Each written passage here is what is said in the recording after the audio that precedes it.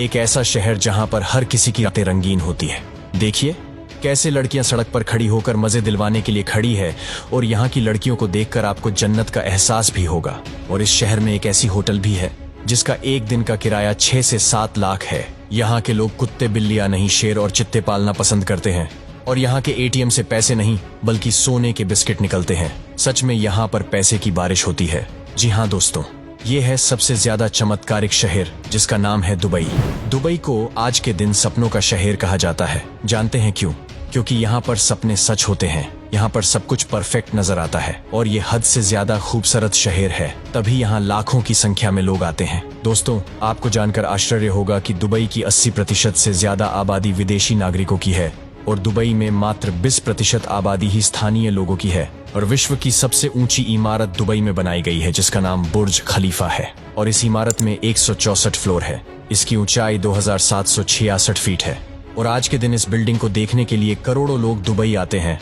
और कहा जाता है कि उसकी ऊंचाई इतनी ज्यादा है कि आप इसे 90 किलोमीटर की दूरी से भी देख सकते हैं। वैसे आपको बता दें कि ऐसे कई सारे बिल्डिंग दुबई में हैं। और क्या आपको पता है कि दुनिया में एकमात्र 7 स्टार होटल भी आपको इसी देश में देखने को मिलता है? कहने का मतलब है कि सारी रॉयल्टी आपको यहाँ पर ही देखने को मिलेंगी। जी हाँ, इस होटल का नाम है द बुर्ज अल अरब। कहा जाता है कि यहाँ पर एक दिन का रहने का मतलब है कि तकरीबन 6 से 7 लाख का खर्चा। दोस्तों, आपको जानकर हैरानी होगी कि दुबई में लगभग सभी शेख अरबपति हैं। साथ ही इन शेखों के शौक भी हैरत अंगेज हैं। इन्हें कुत्ते बिल्लियां नहीं बल्कि शेर चीते पालना पसंद है और अक्सर शेखों के पास इन जानवरों का दिखना आम बात है। आपको बता दें कि दुबई में किसी भी तरह का इंफ्रेंस सिस्टम नहीं है। यहाँ पर पिन कोड, गली नंबर, घर नंबर ये सब नहीं होता दुबई में। अगर आप अपने रिश्तेदार के घर जाना चाहते हैं तो उस घर के आसपास की बिल्डिंग या किसी भी स्थान का नाम याद होना जरूरी है, तभी आप अपने रिश्तेदार के घर पहुंच पाएंगे।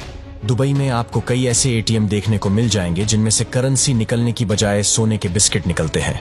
जी हाँ, इस तरह की चीज सिर्फ इसी देश में देखने को मिलती है।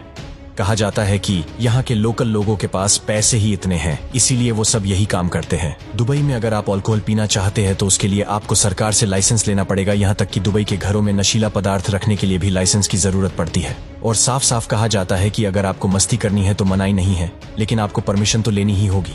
और दोस्तों, एक जमाने में दुबई मात्र एक मरुस्थलीय स्थान था, लेकिन अब दुबई विश्व के मानचित्र में चमकता रईसी से लबरेज विश्व का ध्यान आकर्षित करने वाला शहर है।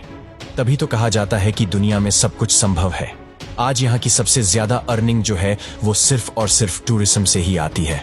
और क्या आप यकीन कर सकते हैं कि दुबई में गोल्डन बर्गर भी मिलता है जिसकी कीमत $100 से भी ज्यादा होती है। दोस्तों, जो ये बर्गर होता है उस पर गोल्ड की परत जमी होती है और इस बर्गर को खाया भी जा सकता है। और हाँ, दुबई में टैक्स नहीं वसूला जाता, जिसके कारण दुनिया भर के अमीर आदमी विदेशी यहाँ पर आके अपना बिजनेस करते हैं। और यही तरीका है कि इस शहर में जॉब की कोई कमी नहीं है।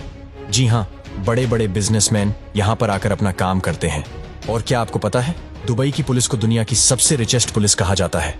जी हाँ, पुलिस सुपर कार इस्तेमाल करती है जिसमें आती है लैम्बोर्गिनी, बुगाटी और BMW।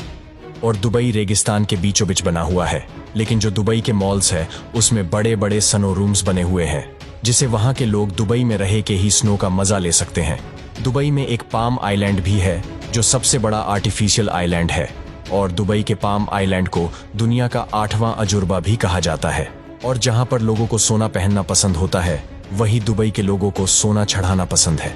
दुबई में सोने से बनी कारों को खरीदना एक आम बात है और ये लोग सोने की कार ऐसी वैसी नहीं खरीदते बल्कि दुनिया की सबसे महंगी सुपर कार खरीदते हैं।